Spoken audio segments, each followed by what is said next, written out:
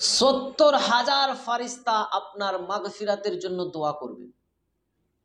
হয়তো আপনি মনে করছেন ভুল শুনলেন, না আমি কিতাব থেকে বলছি, কিতাবের পৃষ্ঠাটাও আপনাদেরকে দেখাবো, ঠিক আছে। 70,000 ফারিস্তা, 1,000 নয়, 70,000 ফারিস্তা আপনার মাগফিরাতের জন্য দোয়া করবে। শুধু আপনারা সূরা হাসরের এই আয়াতটি, হুয়াল্লাহুল্লাযী লা ইলাহা ইল্লা হুয়া আলিমুল গায়বি ওয়াশ শাহাদাতি হুয়ার রহমানুর রহিম, এটি মাত্র 7 বার পড়ে আপনি দোয়া করবেন, ইনশাআল্লাহ আপনার মাগফিরাতের জন্য 70,000 ফারিস্তা দোয়া করবে। সুবহানাল্লাহ। আসসালামু আলাইকুম ওয়া রাহমাতুল্লাহি ওয়া বারাকাতুহু। আশা করি আল্লাহর অশেষ রহমতে, দয়াতে, মেহেরবানিতে আপনারা সবাই ভালো আছেন। আজকে আমি আপনাদের মধ্যে মাগফিরাত করানোর এমনই একটি পাওয়ারফুল ও শক্তিশালী পরীক্ষিত কোরআনী মুজাররব আমল শেয়ার করব। শুধু আপনি সূরা হাসরের এই আয়াত, হুয়াল্লাহুল্লাযী লা ইলাহা ইল্লা হুয়া আলিমুল গায়বি ওয়াশ শাহাদাতি হুয়ার রহমানুর রহিম, এটি পড়ে দোয়া করবেন। আপনার জন্য 70,000 ফারিস্তা মাগফিরাতের দোয়া করবে। সুবহানাল্লাহ, সুবহানাল্লাহ। তো প্রিয় শ্রোতাবিন্দু, আমরা তো অনেক গুণ হাতে ডুবে গেছি।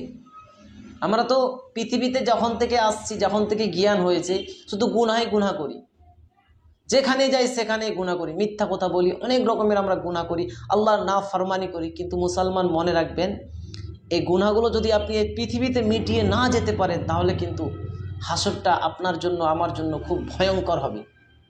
কারণ আল্লাহ রাব্বুল আলামিন বলছে, জাররা জাররার হিসাব নেবে। আপনি যদি কারো দেখে, অথবা কোনো ব্যক্তি যদি কারো দেখে বিনা কারণে যদি বড় বড় এভাবে চোখ করে তাকিয়েছে, তার সেইটারও হিসাব দিতে হবে।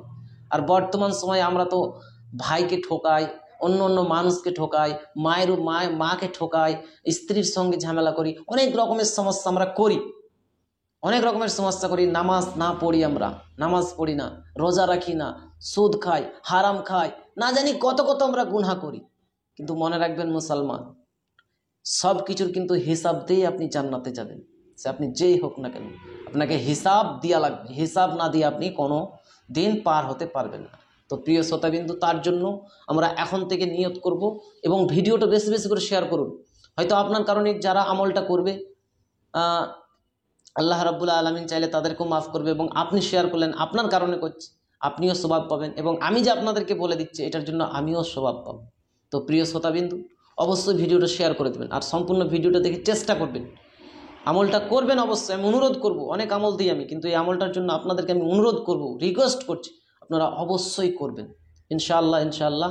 আমি আপনাদেরকে শেষে যে কিতাব আমার হাতে রয়েছে, কিতাবটাও দেখিয়ে দেবো, পৃষ্ঠার নাম্বার দেখতে পাবেন, এবং সাথে সাথে আপনি উর্দু ভাষাতে রয়েছে, আপনারা যদি পড়তে পারেন তো আলহামদুলিল্লাহ, নাহলে আপনাদের ইমামকে দিয়ে পড়ে নিতে পারেন।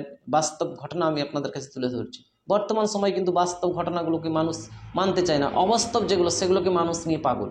তো যাই হোক, আল্লাহ তাবারক তাআলা আমাদেরকে বোঝার তৌফিক দিক, আমাদেরকে বোঝার ক্ষমতা দিক, সেই কামনাই করি। তো প্রিয় শ্রোতাবিন্দু, যদি আপনি 70,000 ফারিস্তার দোয়া পেতে চান, তাহলে অবশ্যই অবশ্যই আপনি এই সূরা হাসরের আমলটা প্রয়োগ করবেন। খুব অল্প সময় লাগবে আপনার, মাত্র 7 বার আপনি পড়বেন, বেশিবার পড়ার প্রয়োজন নয়। আপনাকে 100, 200, 500, 1000, 2000 বার পড়তে হবে না, মাত্র 7 বার আপনি পড়ে নেবেন। তো প্রিয় শ্রোতাবিন্দু, এই আমলটি কিভাবে করবেন সেটি বলার পূর্বে আমি আপনাকে বলে রাখি, আপনি যদি আমার চ্যানেলে নতুন দর্শক হন এবং এই রিলেটেড ভিডিও আপনি দেখতে চান বা শিখতে চান, তাহলে অবশ্যই চ্যানেলটাকে সাবস্ক্রাইব করে পাশে থাকা বেল আইকনকে অল করে রাখুন, যাতে করে আমি যখনই এই রিলেটেড নিত্য নতুন ভিডিও আপলোড দেব, আপনার মোবাইলে একটা নোটিফিকেশান পৌঁছে যাবে, যার কারণে আপনি খুব সহজে নিয়মিত ভিডিওগুলো দেখতেও পারবেন এবং শিখে নিতেও পারবেন।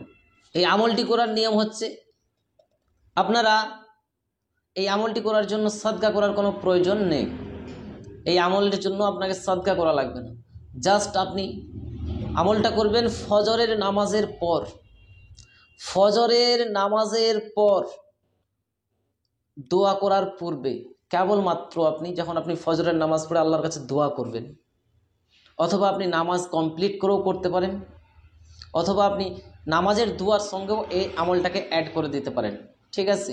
হয়তো আপনি মনে করছেন নামাজ পড়ে আমি দোয়া করছি, তার পূর্বে দোয়ার পূর্বেই আপনি মাত্র 7 বার সূরা হাসরের এই আয়াতটিকে পাঠ করবেন। হুয়াল্লাহুল্লাযী লা ইলাহা ইল্লা হুয়া আলিমুল গায়বি ওয়াশ শাহাদাতি হুয়ার রহমানুর রহিম। বাস 7 বার পাঠ করবেন, তারপর আপনি দোয়া করবেন, যা ইচ্ছা আপনি দোয়া করবেন।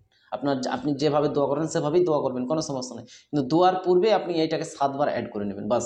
আর যদি মনে করছেন আপনি আলাদাভাবে করবেন, তাও আপনি করতে পারেন। নামাজ কমপ্লিট হয়ে যাওয়ার পর আপনি বসে যাবেন, বসে গিয়ে আপনি 7 বার দরুদে ইব্রাহিম অথবা যে কোনো দরুদে পাক পড়বেন, তারপরে 7 বার আপনি এই কোরআনের এই আয়াতটাকে তেলাওয়াত করবেন, হুয়াল্লাহুল্লাযী লা ইলাহা ইল্লা হুয়া আলিমুল গায়বি ওয়াশ শাহাদাতি হুয়ার রহমানুর রহিম।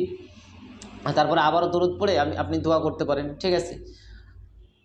অথবা আপনি নামাজের দোয়ার সঙ্গে এটাকে অ্যাড করে দিতে পারেন।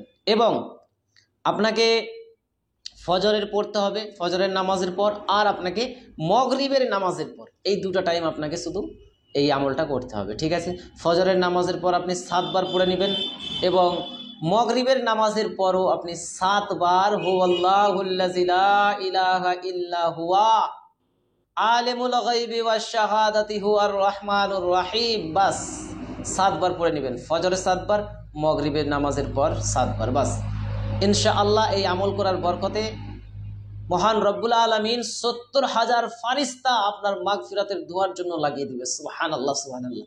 ভাবুন, যদি 70,000 ফারিস্তা আপনার জন্য আল্লাহ তাবারক তাআলার কাছে মাগফিরাতের দোয়া করে, আল্লাহর কি দয়া হবে না? সুবহানাল্লাহ, অবশ্যই হবে। কারণ হচ্ছে ফারিস্তারা মাসুম, ফারিস্তারা নূরানি মাখলুক, ফারিস্তারা আল্লাহর আদেশকে কখনো ভঙ্গ করেন না, আল্লাহর আদেশ অনুযায়ী তারা কাজ করে। তো প্রিয় শ্রোতাবিন্দু, যদি আপনি চান এই মৌকা, তাহলে অবশ্যই অবশ্যই আপনারা করবেন। আর এই ভিডিওটা যদি ভালো লাগে তাহলে অবশ্যই একটা লাইক দিবেন এবং এই আমলটা করার জন্য কমেন্ট সেকশনে আপনি একটা দরুদে পাক লিখে আমলটা শুরু করবেন। দরুদ পাকের অনেক বরকত, জানেন, দরুদ পাকের অনেক ফজিলত রয়েছে, অনেক বরকত রয়েছে। তার জন্য ভিডিওটাতে যদি আপনি একটা দরুদে পাক লেখেন, আমি যখনই ভিডিওটা দেখব, তখন আমি যখন কমেন্ট সেকশনে যাব দেখতে পাবো ও দরুদ শরীফ, তখন পড়া হয়ে যাবে। একবার পড়লাম মানে কি, আমার নেকি হলো, আপনারও স্বভাব হলো। আবার হয়তো আপনার দেখে আরেকজন লিখলো, তার জন্য আমি বলি যে কমেন্ট সেকশনে একটা দরুদে পাক লিখে দিবেন। আমরা তো রাসূল পাক সাল্লাল্লাহু তাআলা আলাইহি ওয়াসাল্লামের প্রতি দরুদ লিখতে আমাদের কোনো সমস্যা নেই। তো দরুদে ইব্রাহিম লেখেন, যেই দরুদটা আপনি পারেন সেই দরুদটা লিখে দিবেন, তারপরে এই আমলটা করবেন। তো যাই হোক, যদি কোনো রকমের বুঝতে আপনাদের অসুবিধা হয় তাহলে অবশ্যই কমেন্ট করে জানবেন, অথবা ডিসক্রিপশানে দেওয়া নম্বরে আপনি যোগাযোগ করতে পারেন। আল্লাহ তাবারক তাআলা যেন আমাদের সবাইকে এই আমলটা করার তৌফিক দেয়। আমিন ইয়া রাব্বাল আলামিন। এই ভিডিওটা আমি এখানেই সমাপ্ত করে দিলাম। নেক্সট ভিডিওতে আবারও আপনাদের সঙ্গে সাক্ষাৎ মুলাকাত। আল্লাহ হাফিজ।